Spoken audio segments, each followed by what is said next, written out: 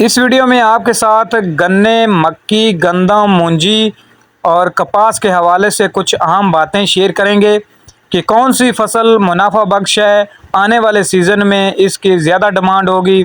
तो अब बात करते हैं गन्ने के रेट्स के हवाले से। तो इस सीज़न में गन्ने की काश्त बहुत ही कम पैमाने पे की गई है, जबकि हुकूमत की तरफ से जो गन्ने का रेट अनाउंस किया गया है, सिंध साइड पर 425 रुपये फ़ी मन, जबकि पंजाब साइड में भी 400 के करीब फ़रोख्त होगा। आने वाले वक्त में पाकिस्तान में फसलों की क्या पोजीशन रहेगी।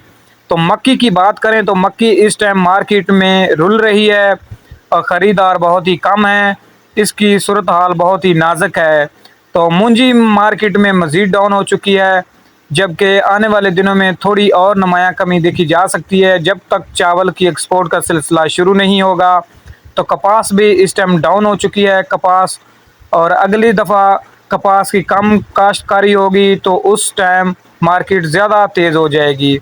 तो कमाद की फसल, इसके लिए रेट अच्छे चांस मिल रहे हैं, अच्छे रेट मिलेंगे, जबकि देखा जाए तो किसान लालच में आकर दूसरे साल इसकी जो पैदावार है वो बढ़ा देगा, रेट फिर से डाउन हो जाएंगे। तो इसके लिए चाहिए कि किसानों को जो ठेके पर ज़मीन मिलती है वो कम रेट पर मिले, क्योंकि आगे हालात को देखा जाए तो इस टाइम मार्केट में अजनास की कीमतों में काफ़ी मंदी का रुझान देखा गया है। और जब भी सीज़न आता है तो किसानों के साथ यही जुल्म होता है कि अजनास की कीमतें स्टार्टिंग में अप होती हैं और यकदम से डाउन हो जाती हैं। अब फ़ी एकड़ की बात की जाए तो 2 लाख रुपए तक ठेका पहुंच चुका है फ़ी एकड़ का। तो जो ही डॉलर नीचे आने लगा, अजनास की कीमतों में भी मज़ीद कमी हो गई। तो नाज़रीन, देखा जाए तो इस सीज़न में जो कमाद की फसल है उसमें अच्छा खासा प्रॉफिट देगी, क्योंकि इस साल पैदावार बहुत ही कम पैमाने पे है।